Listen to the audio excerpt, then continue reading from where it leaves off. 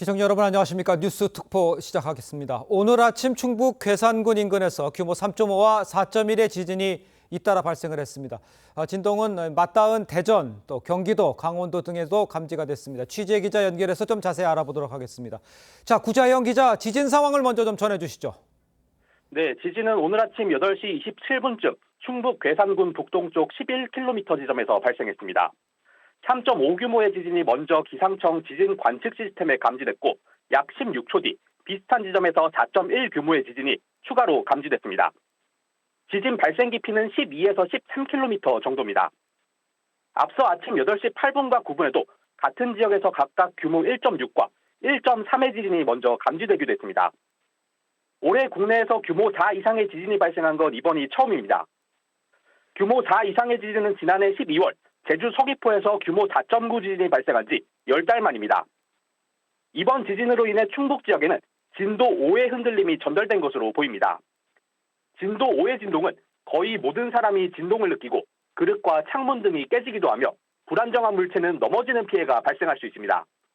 또 경북에서는 진도 4의 흔들림이 전달됐고 강원과 경기는 진도 3, 서울과 인천 등은 진도 2의 흔들림이 전달된 것으로 파악됐습니다. 정부는 오늘 지진 발생 직후 중앙재난안전대책본부 1단계를 가동했습니다. 9시 반부터 상황판단회의에 들어간 중대본은 지역별로 접수된 피해 상황 여부를 확인하고 있습니다. 전국부에서 전해드렸습니다. 자, 주말 아침 이 갑작스러운 지진에 진앙지에서 가까운 일부 지역에서는 건물 밖으로 대피하는 소동도 빚어졌습니다. 충북을 비롯해서 전국에서 진동을 느꼈다는 신고도 65건 접수가 됐는데요. 자, 지진 대응을 위해서 정부는 중대본 1단계를 가동을 했습니다. 자, 보도본부 연결해서 현장 상황을 좀 들어보도록 하겠습니다. 자, 장동욱 기자, 자, 진동이 감지된 지역이 상당히 많은데 인명 피해는 없습니까? 네, 진도 3에서 4 범위의 진동은 건물이나 차량의 흔들림을 느낄 수 있는 수준인데요. 다행히 아직까지 가시적인 피해로 이어지진 않은 것으로 파악되고 있습니다. 진앙지인 충북 지역엔 지진 직후 45건의 신고가 접수됐고 경기도에선 오전 9시 기준 35건의 신고가 들어왔습니다. 소방청은 전국적으로 지진을 감지했다는 신고가 65건 접수된 것으로 집계했습니다. 진앙지에서 40여 킬로미터 떨어진 제천 세명대학교 기숙사에선 지진 직후 건물 정전으로 비상발전기가 가동되는 과정에서 연기가 나 학생들이 긴급 대피했습니다. 충북 충주에 사는 한 시청자는 아파트가 좌우로 거칠게 흔들리고 건물이 무너지는 소리가 들려왔다고 당시 긴박했던 상황을 전했습니다. 경기 분당의 시청자 조미진 씨는 3년 전 포항 지진 당시보다는 약했지만 책상 위의 모니터는 물론 방 바닥도 좌우로 흔들리는 느낌이었다고 했습니다.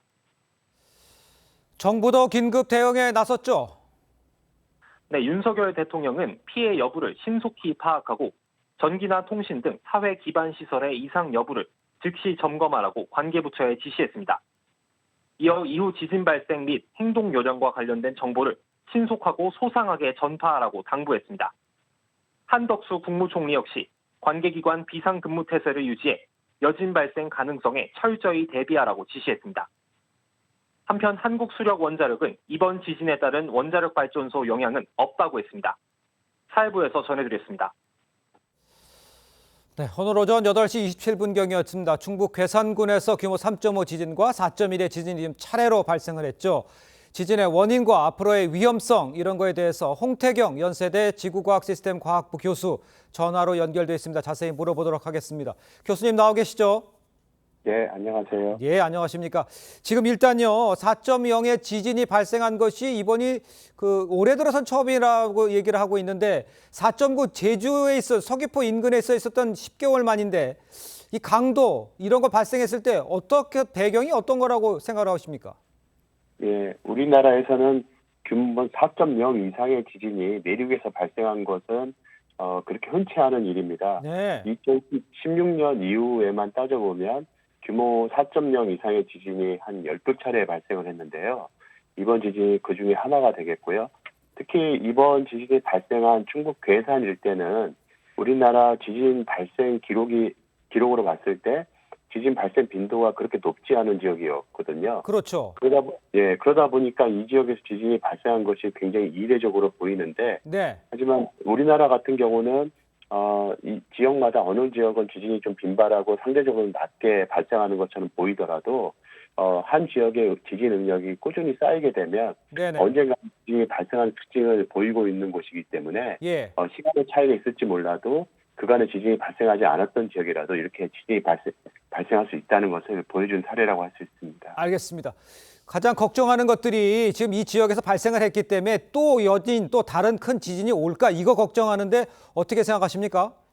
예, 규모 3.5 지진이 먼저 발생하고 한 16초 만에 규모 4.1 지진이 뒤이어서 발생을 했는데요.